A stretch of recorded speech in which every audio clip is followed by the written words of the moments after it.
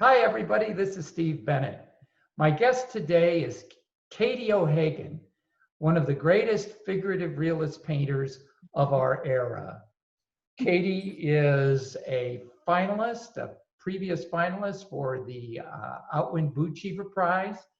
Her work is in collections throughout the world. She is exhibited at all the major galleries and museums in the United States. And she is a juror for the pending iteration, 2.0 iteration of the Bennett Prize, the call for entries for which will close on October 16th. We wanted to talk to Katie about her view of being a juror and what she thinks of the Bennett Prize. And so we're going to start with Katie. How are you?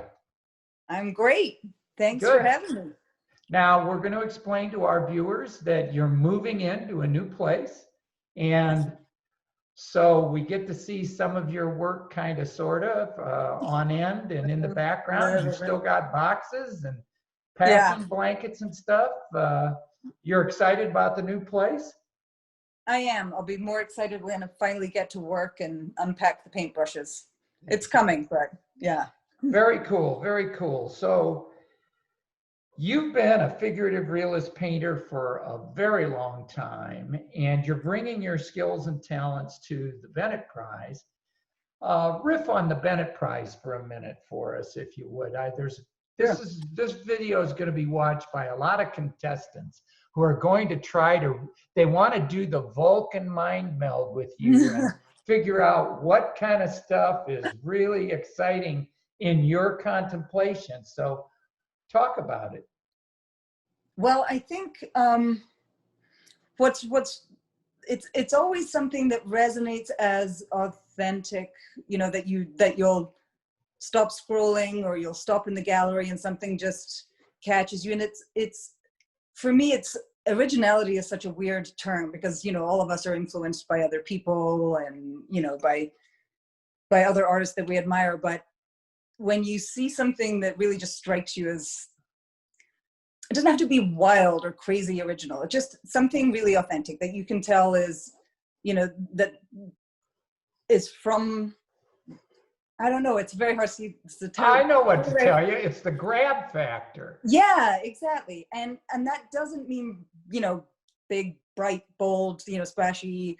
It doesn't have to be a big thing. It can be a really quiet thing, something that just you can't look away from. And I find that that's usually from people who are looking inward rather than outward for their inspiration. People who are minding either their own life, their own experience. They can be inspired by other artists, but where primarily I think that their focus is either their own life or their own emotions or their own, you know, just that they're listening to their own voice rather than trying to figure out what's going to sell or what's the next thing or what are the good female artists that I like doing now and what's going to make me successful. You can tie yourself in knots forever thinking with those questions. And so one of the questions we get from contestants is, what is the balance between the visual and the narrative? And in your world, as a juror, what do you think in terms of visual versus narrative? It's always a debate. It is. And I think it's just it really does depend on this. I've seen, you can sense a very subtle narrative and a very straightforward painting with the right skill set, you know, and then sometimes there's a lot thrown at it and there's so much narrative and you don't know what the narrative is necessarily, but it's visually interesting enough that it draws you in regardless. And, you know, basically I think the narratives that I am usually drawn to are ones that don't answer all the questions right away, where it gives you a reason to contemplate it and stand in front of it and think about it. And, you know, as somebody who does narrative work, some of the best emails I get are people who will write to me with an assumption of what it was about. And, you know, this spoke to me. I can tell you were talking about aging, or you were talking about, well, you know, you meant, this is what you meant. And even if it's not what I mean, those are the emails I love to get because it tells me that it can have a broader reach, that it can say different things to different people. I mean, sometimes a very narrow narrative is what you're going for and you want it to say a very specific thing. But I think I love it when there are more questions than just telling you everything in it. You know, I think those tend to be the ones you want to stand in front of and contemplate for the longest, which is what you're supposed to do with art. You know, you're supposed to just, and if it can be visually beautiful at the same time or beautifully painted, so much the better. So. Well, I think, you know, when the doc and I collect, we pick some paintings just because they're visually demanding. They grab you and they drag you in. They grab you by the shirt collar and they pull you in. Mm-hmm. And then we pick some work because, as you say, it leaves questions that you want to project your own answer onto, yes, but the answer may not be evident in the four corners of the work. Right. Well, like when we all listen to songs and we can listen to lyrics and they mean certain things, you want to, if possible, or I would love to leave the opportunity for the viewer to insert their own narrative in their own life and to have it resonate with something in their life that may be adjacent to what was in my mind when I was painting it. But, you know, much as that's what music does as well, you know, the song written well, you know, will be, sure, you know, sure, exactly right. So one of the things that we're trying to encourage with the Bennett Prize is painters who haven't sold a work for $25,000, and that covers a lot of ground. Talk about your own experience starting out and give our would-be contestants some ideas about getting started as a painter.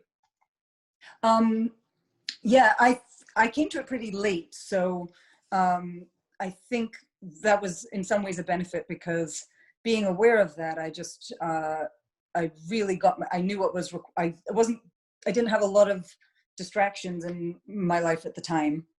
I was super focused on work, and because I came late to it, I don't know, there was an urgency to it that helped me really be brutal with myself when it came to, you know, entering the first couple of shows and getting rejected.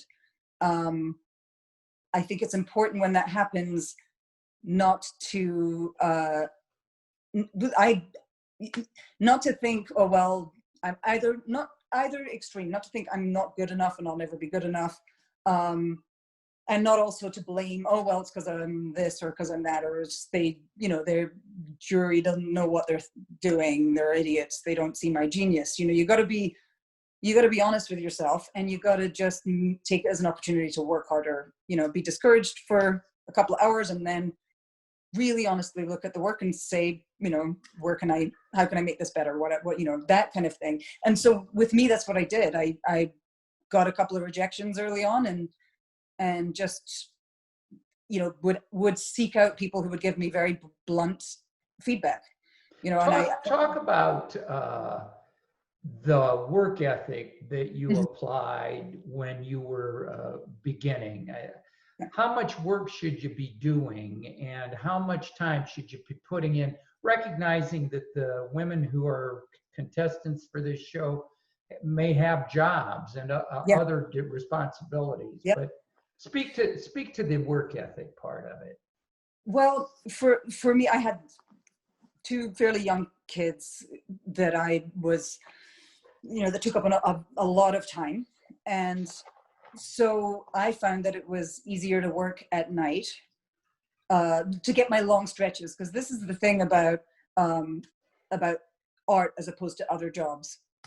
You know, it's very hard to carve out those long stretches of time, whether it's you have a day job or whether it's you have kids that are demanding things, you're interrupting all the time and just breaking that focus.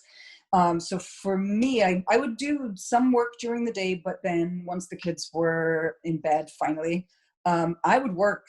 I'd get my big long stretches in at night and work till, you know, 2, 3, 4 in the morning. And I was never on a rigid schedule, like I work between these hours. I'm not that organized. But if I'm on a roll and it needs to go all night and I'm gonna just have to pull an all-nighter, then I would just work until until I couldn't anymore, or until I had to get the kids up. Or so it was. I definitely was burning the candle at both ends. I'm not sure I would recommend that, but it was what the situation called for at that time, and that's what I think is very hard about what is so valuable about this prize is what I really, at the very beginning, before I was selling work, when I was just working, trying to improve, was a way to buy those periods of time.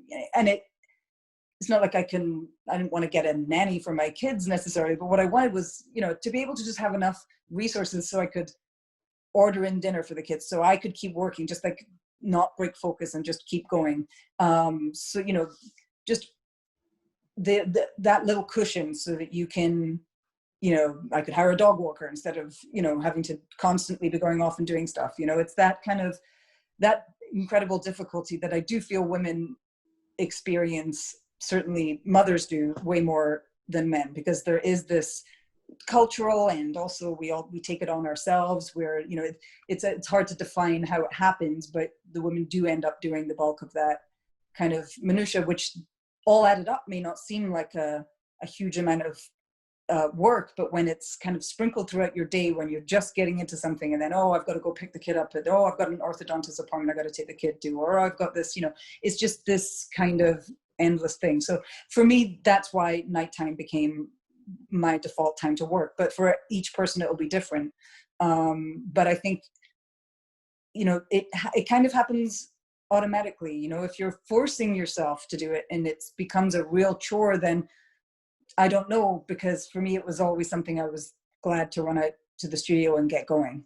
I was exhausted all the time, and I don't think I ate very well. I wasn't very as healthy as I could have been at that time, but it was what needed to be done, and it was something I looked forward to. So with the call for entries for the Bennett Prize now a month away, the closing of the call for entries will close on October 16th. Any parting comments that you would like to make to would-be contestants about putting their best foot forward, or submissions, things of that nature? Well, I tend to always work right up to the last minute. I mean, some people are very organized, but I often... You mean you're a procrastinator? Is that what you just said? No, I did not say that. I've never been accused of that before. Right. No, I think I have been known to take it to extremes and still be varnishing as something is being pulled away from me at the door. But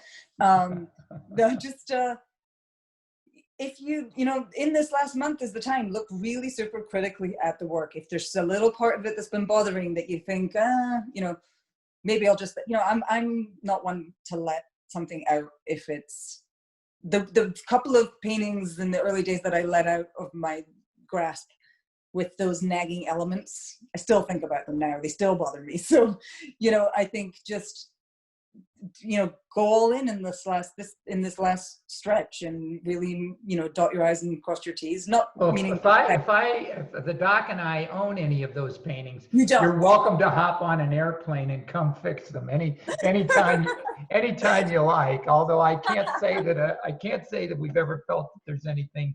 Well, I should now. That's an invitation for me to make something up, and so come to Texas. Visit with you guys. Come to Texas.